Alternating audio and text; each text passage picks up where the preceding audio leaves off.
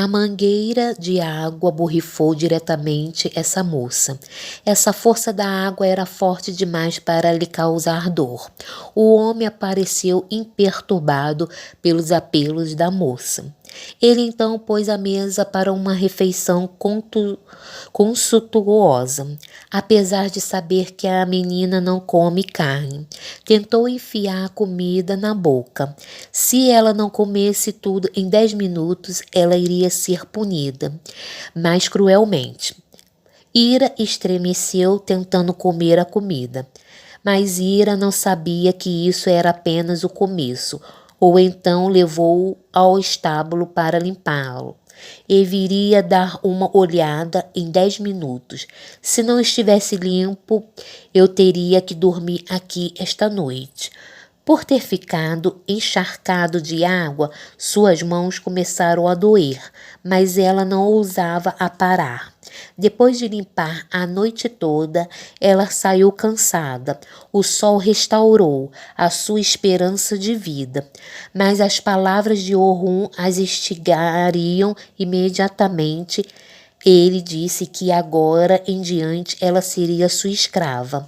Ela tinha que estar presente. Atordoada, Ira foi ao banheiro tirando o vestido rasgado. Depois de tomar um banho rápido, ela vestiu um terno limpo. A única opção agora era Ira seguir a ordem de Orhun. Depois que Ira acabou de se maquiar, Orhun pediu que o mordomo lhe ensinasse as tarefas domésticas.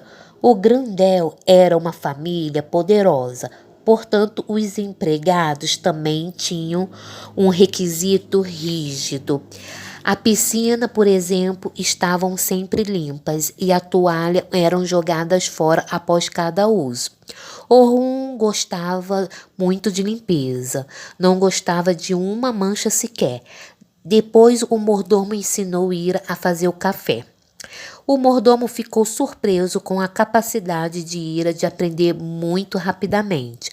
Quando o mordomo estava andando, ele viu Ira, não importa o quanto ela tentasse não cometer erros. Ele, em relações a ela, não havia mudado. Ele então arrastou-o para a sala para repreendê-la. Ao invés de recompensar, ele fazia arrepender de ter vindo para aquela casa. Dizendo isso, deixou a pobre Ira em seu quarto. Ira chorou, olhando para o seu colar que estava em sua mão, com lágrimas escorrendo pelo rosto. Neste ponto, Orhun mudou sua atitude. Ele olhou tristemente para sua foto tirando com sua irmã, Siham.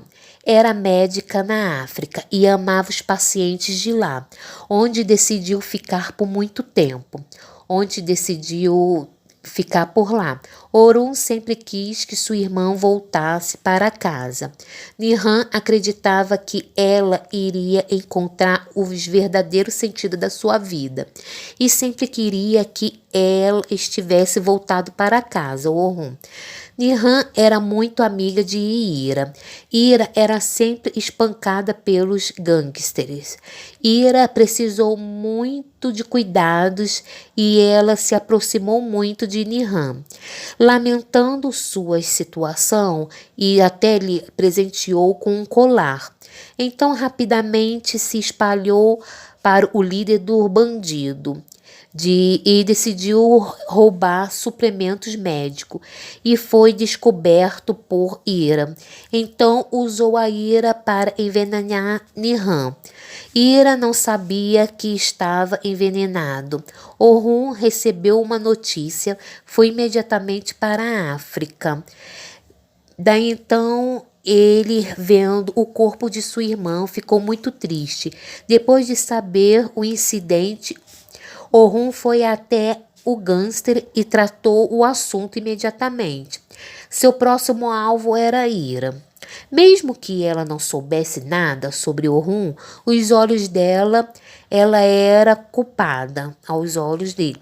Orhun a trouxe ao seu país na intenção de se vingar, enquanto a Ira, ao pensar que matou Niham indiretamente, ela concordou em ficar com Orhun. Orhun escutou gritos de ira. Era de seu primo que sempre lhe causava problemas.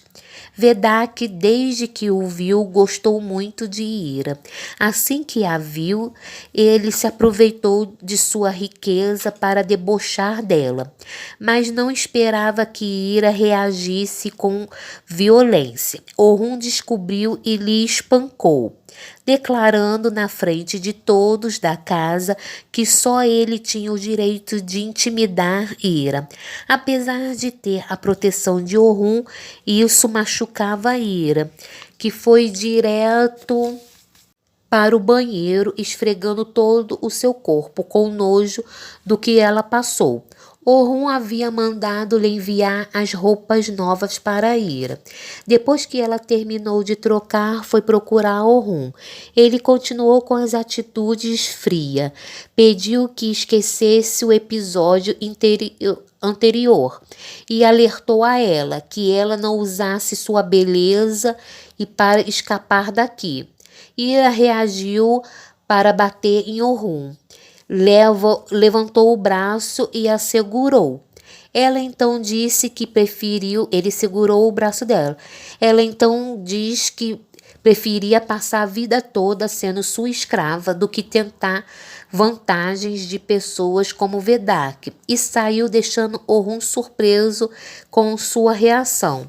Ira voltou triste para o quarto, se sentindo inútil e incapaz, com culpa, pois se ela não tivesse dado aquele bolo a Niham antes, ela não teria sido envenenada e morta. Então, ela sempre se culpava neste momento. Apesar de Orhun quisesse, apesar da inocência de Ira, seu coração acelerou um pouco. Ele não disse a ninguém que a morte de Niham havia tido culpa de Ira.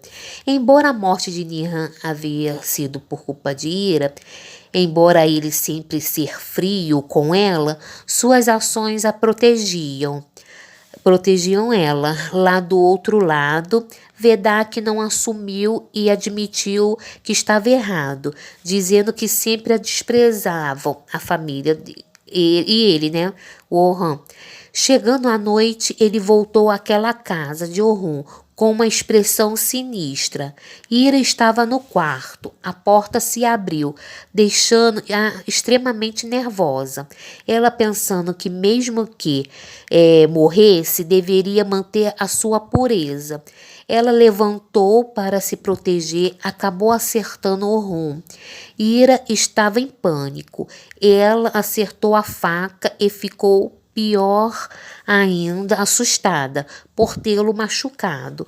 Orhun tira a chave do bolso, que era do quarto, e deu a ela. Aquele gesto, né, comoveu Ira. Ele não estava zangado. Ela queria ajudá-lo e seguiu ele. Ele mandou ela retornar para o quarto e fechou a porta. Eda espiava tudo e estava completamente apaixonada pelo Orhun, mas decidiu ficar em silêncio. No outro dia, Ira levou café para Orhun e viu sua ferida. Ele fazendo curativo, ela tentou ajudá-lo. Ele recusou. Ele lembrou da morte de sua irmã e também disse a ela para se pôr em seu lugar. Ira saiu do quarto quando se cruzou com Eda no corredor. Eda entrou no quarto e tentou ser boazinha com ele, com Orhun, mas Orhun não lhe deu atenção. Eda viu o chumaço de algodão, né, no chão, e viu que ele continuava protegendo a Ira, que ele mentia em alguma coisa.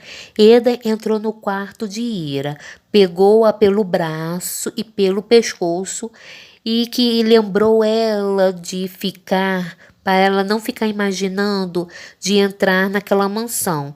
Vendo sua expressão frustrada, Eda ainda ficou mais irritada.